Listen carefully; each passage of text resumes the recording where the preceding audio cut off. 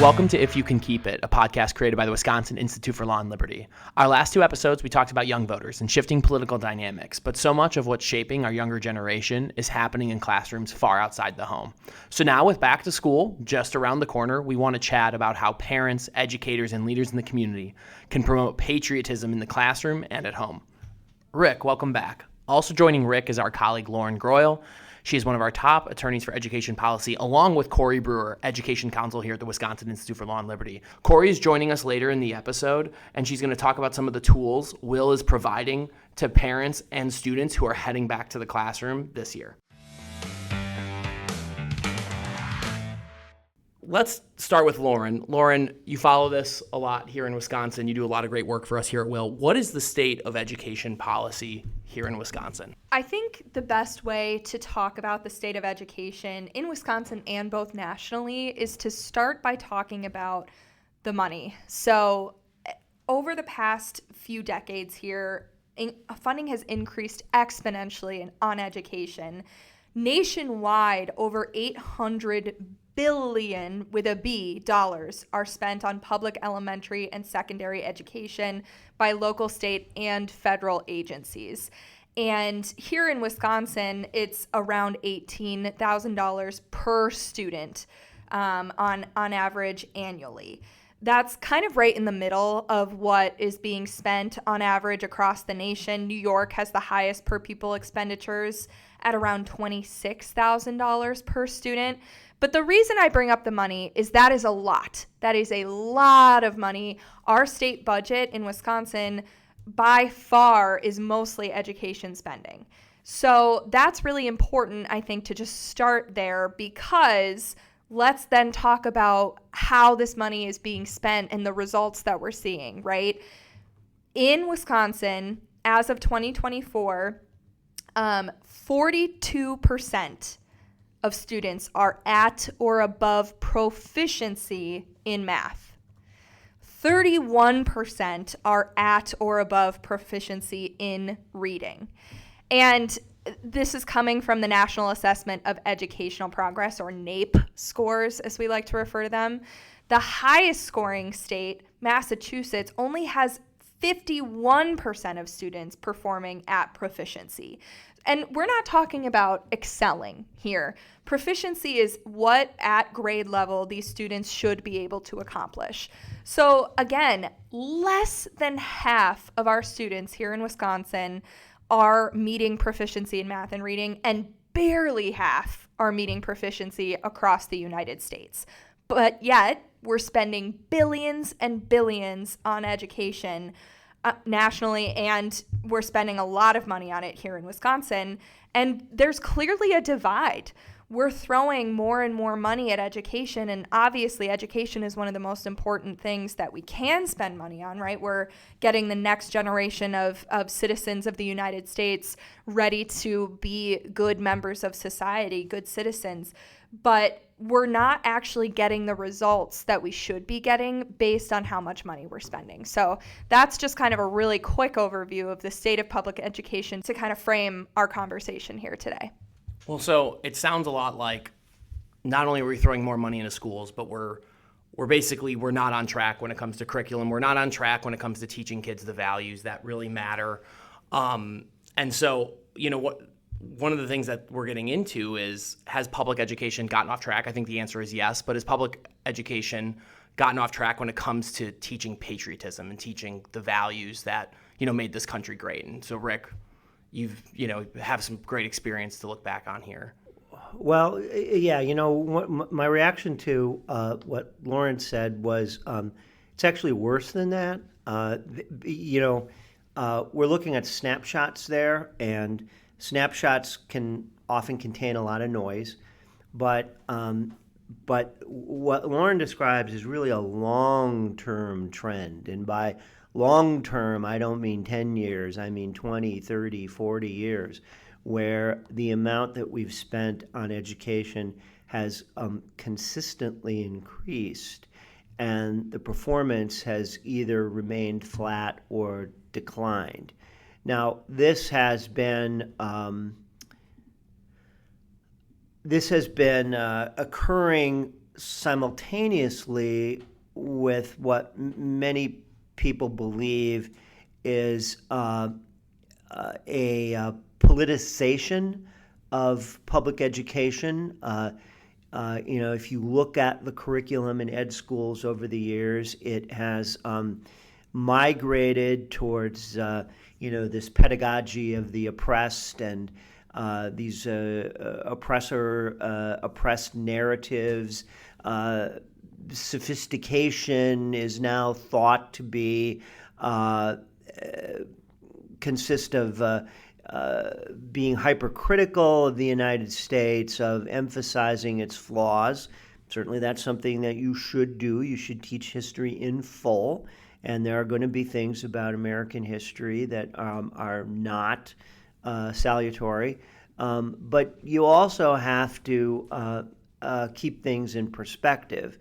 And many people believe that we've lost that perspective, and that we've now created an elite, particularly those who, go through school, or now successful, they're good at going to school, who believe that being a sophisticated and well-educated individual means having a very critical and negative view of the United States, and that any contrary view, one that emphasizes patriotism or says, look, we've done a lot of things wrong, but this is still the greatest experiment in multiracial democracy that's ever existed in the history of mankind, that is somehow naive and something which is to be dismissed and at least lightly mocked. What would you say is a way, Rick, then? What would you say is a way, Rick, then, to get us back on track? Maybe to reverse, and it's obviously like the funding is getting, more and more taxpayer dollars are going. We're seeing less and less results. But what's a solution to getting back on track? Well, I mean, to some degree, you would hope that the solution will come of its own. That the bad ideas grow tiresome after a while, and that the same thing ought to happen here. And there have been, I think, some movements away from that. But I think that as is the case with so many of these things, the answer is to go back to the basics. I have been practicing law for, oh my gosh, it's going to be 44 years in September. And I've been doing this kind of work, public advocacy work, for a long time. And I increasingly am convinced by the old adage that I learned everything I needed to know in kindergarten. And maybe kindergarten is an exaggeration, but that the basic fundamentals are sound. That these old mainstays, the principles set forth in the Declaration of Independence, the principles set forth in the Constitution, are valid today as they ever were, and their validity is not undermined by negative things in America's past, but rather their value is vindicated by those things, because they are the principles, they are the underlying concepts by which we took these things on, and one by one, maybe work's not done yet, but one by one, improved the way in which we treated persons who were not treated so well in the past. I'll just add a quick anecdote, and that is talking about how aware younger people even are of some of the truly incredible for their time documents like the Declaration of Independence, like our Constitution, and how this was all put together. In Wisconsin, we technically have a civics requirement. Every student, in order to graduate, has to take the U.S. citizenships test in order to graduate. But they are not required to take a class on civics education. They're not required to know very much about the Constitution or the Declaration of Independence outside of the questions that are asked on that test, which are pretty elementary, basic, just supposed to give a baseline understanding of our country, but again, doesn't really actually appreciate any of the genius, the beauty of some of those original founding ideals and the way that those documents were put together. And I think that as time has gone on, more and more students that are graduating high school in Wisconsin are not getting this, this fundamental education about the Federalist Papers. They're not reading, what the arguments were for our Constitution, or John Locke, and to why the state of nature isn't a good thing and we should have, to some extent, a government, right? And I think that has progressively become more and more of an issue. I know there's been a push kind of nationally to increase civics education as well, but I think that's just kind of interesting that here in Wisconsin, that's the only thing that's required to even be taught. And I graduated in 2016 from high school. I don't even remember having to take that test, just to kind of frame. I don't even know if that was a requirement while I was there. And if it was, well.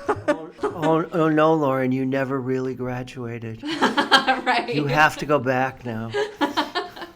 One of the things I want to make sure we touch on is that we are not what schools are not teaching as well seems to be the horror stories of socialism and communism. I think we look at, and Lauren has some stuff pulled up I think that she's going to talk about. We see the younger generation, so those that just came out of school and kind of where they stand on socialism and communism. And then we look at the older generation. And if you look at any public opinion poll, there's a growing divide. And I think the younger you are, the more open you are to these type of radical ideas that were just seen as nonsensical decades ago.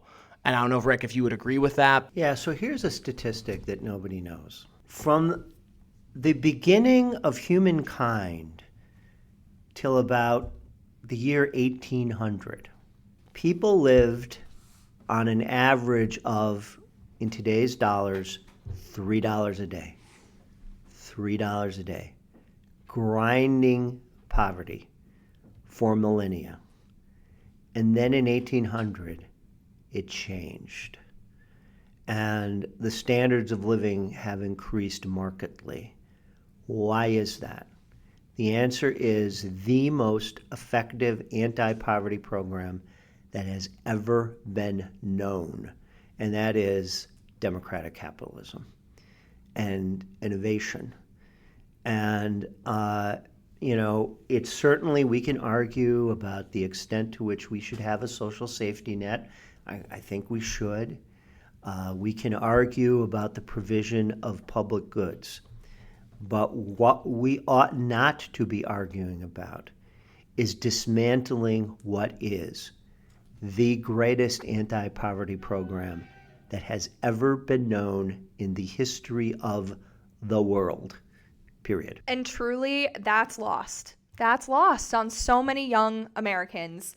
And Pat's right, I do have a couple stats pulled up. So this is actually a poll from March of 2025, so pretty recently. A survey found that 62% of American adults under the age of 30 hold a favorable view of socialism. 34%, which is a truly alarming statistic as well, of American adults under the age of 30 hold a favorable view of communism, which I just truly, it blows my mind because, and we were talking about this a little bit before we started the podcast, but I went to a public school in Wisconsin, a public high school. Actually, I went to an elementary and middle and public high school. But then I went to Hillsdale College in Michigan. And I remember I was in a history course that was going over 20th century history in Europe and America.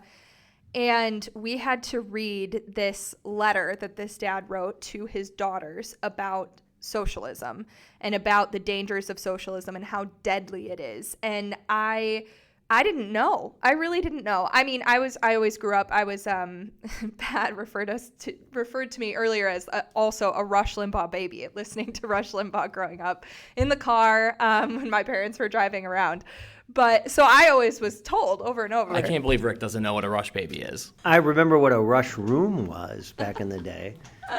For those that don't know at home, Rush Baby means you grew up listening to Rush Limbaugh, or in my case, a Rush grandbaby, where you had your grandparents babysit and you were listening to Rush Limbaugh with them. But anyway, I grew up hearing over and over that communism is bad, and I could articulate it to a certain extent, but until reading that primary account of why it was so horrible, I really didn't even know it. It was something we didn't even talk about in public school. I just think the point being, right, with these polls is that it's a combination of things. Kids are not being taught that these things are bad, but they're also being taught that the way that things currently are bad. This democratic capitalism is bad.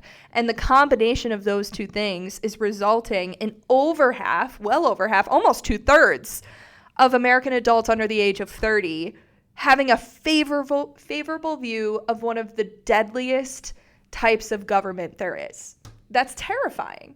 And that's not the way that I think that our public education should be going. Well, so we know clearly that our schools are failing when it comes to what they teach in the classroom, especially some of the civics being left out, curriculum and the stories of, not just curriculum, but the stories of socialism, the stories of communism, what that does to humanity. But, we also have there's another seat at this table, and that's parents. And so going into this back to school time, school starts back up in Wisconsin in a couple weeks from now. A lot of other schools are going to come back around that time as well. What should parents be doing? What should parents be doing to maybe take a better, more active role in their child's education, or what can they be doing to talk about the greatness of America at home? Well, I think that there's some things they shouldn't do. We should start with that, and that is that I think that sometimes when we hear about the sort of distorted view of the country that predominates some precincts of public education, we think that we need to go hard in the extremely opposite position. And I think that's a mistake. If we're going to teach American history, and we should, we should teach about slavery. We should teach about the Civil War. We should teach about the Civil Rights Movement and how long it took for the promise of our Declaration and Constitution to be realized. But we should have the sophistication to do that in full and understand that what we had in the United States was not an overthrow of our founding principles, but a vindication of them. As Martin Luther King said that the Constitution and Declaration were promissory notes that America eventually had to cash and did cash. And so it's important for, I think, parents to have this balanced approach, but also not be afraid that they insist that this balanced approach replace approaches that are far less balanced, and that they be willing to insist that their public schools, which are supposed to reflect public sentiment, not be at war with their values. And I think we have a time now when a lot of parents believe that.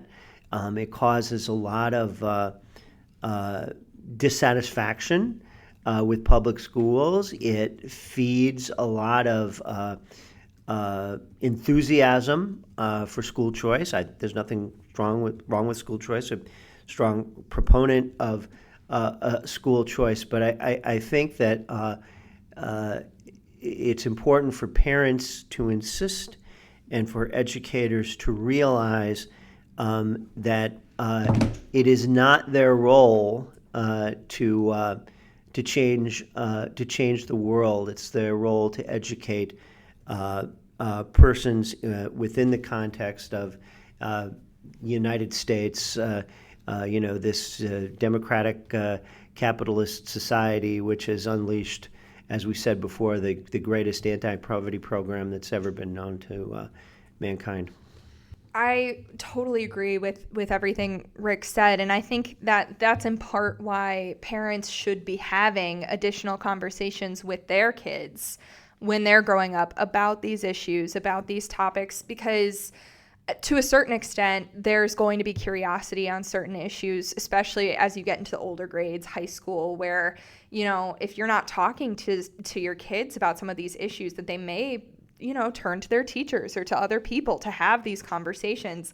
I actually am a strong disbeliever in kitchen table topics, or kitchen table issues, and that I don't know. I don't like the way that that's phrased, because it often it's supposed to mean that you don't talk about divisive things at the dinner table. We only spoke about divisive things at the dinner table. Exactly. This idea, I think, that a lot of people in my parents' generation and older had, like, it's inappropriate to talk about such things in certain situations, to the point where it has like a phrase of, well, it's not proper dinner conversation or whatever, but parents need to be talking to their kids about what they're learning in school and some of these issues, I think, on an ongoing basis.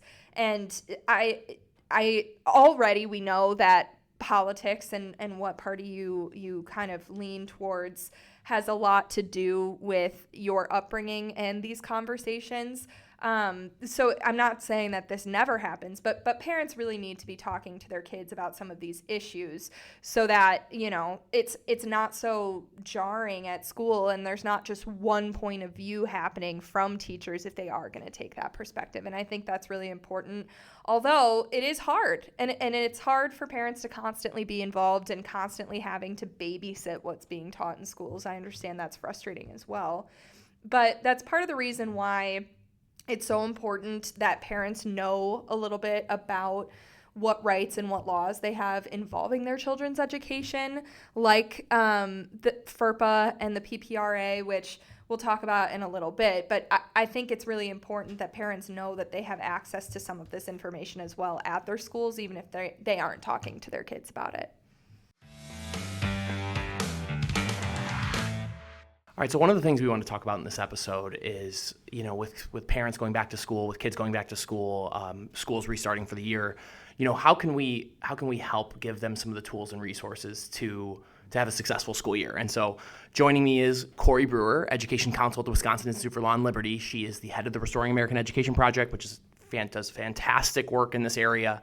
So Corey, why don't you just what are we helping parents do this year that maybe we haven't in the past? Yeah, one of the things that we have coming out this back to school is going to be a parent toolkit with several specific documents to give parents action items to be more involved with their children's education.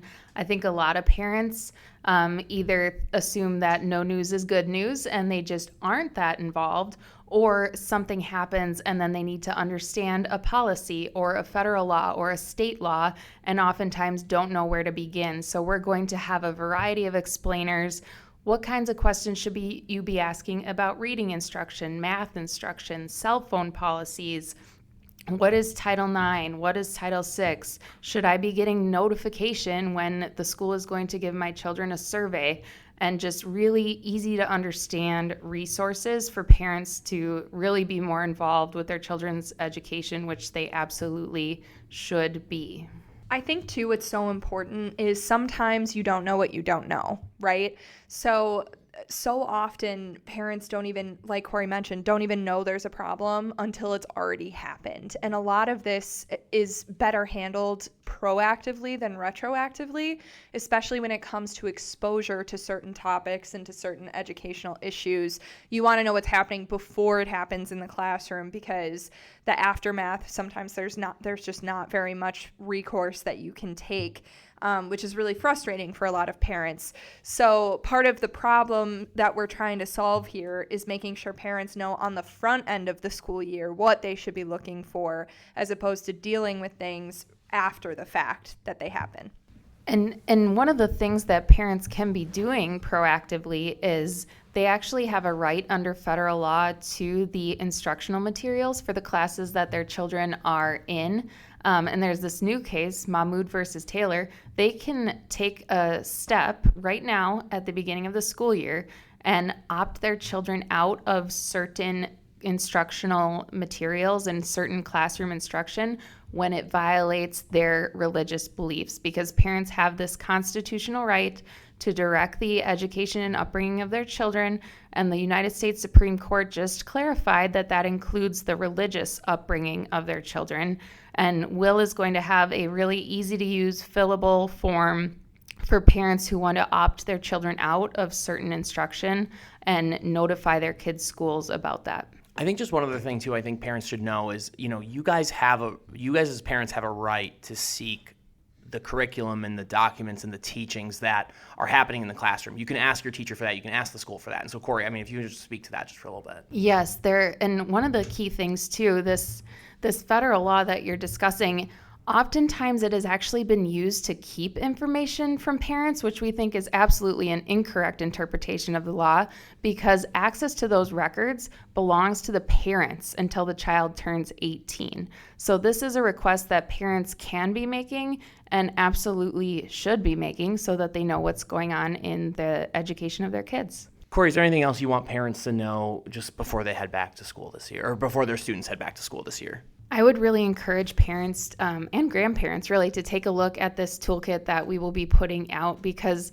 even if there's certain topics or classes or policies that they haven't thought about, I think just reviewing these documents, and it won't take long, it will give them kind of an overview of things that they should be mindful about. And I want to mention too, we partnered with Daniel Buck at the American Enterprise Institute. He's going to include a list of book recommendations for any very ambitious parents that want to read more about these topics. Going into the school year too, I think it's important, and the Supreme Court of the United States just reiterated this. You as a parent have a fundamental right to direct the upbringing of your children, especially when it comes to their education. We saw that in Wisconsin v. Yoder, which is an older case, but that right was reaffirmed by the Mahmoud case that Corey's talking about and that we've talked about on earlier podcast episodes. So having that mindset that it is your right to direct the upbringing of their children going into the school year is the best thing that you can do for your kids and your families, and Will is here to help you do that. And ask questions too. Don't be shy.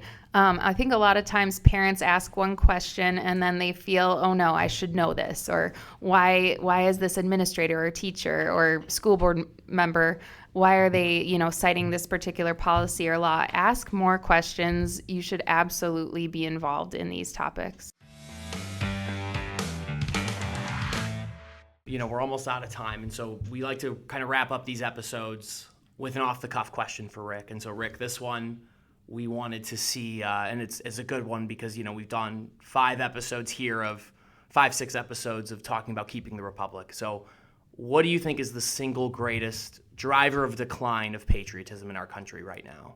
I think that the problem is that we're fighting the last war, and that is a typical human failing. We went through this civil rights cataclysm, in the 50s and the 60s, and so we still tend to think of society as intrinsically disordered in some way. That it's a bad place and it has to be changed. You see this a lot of times when corporate sponsors or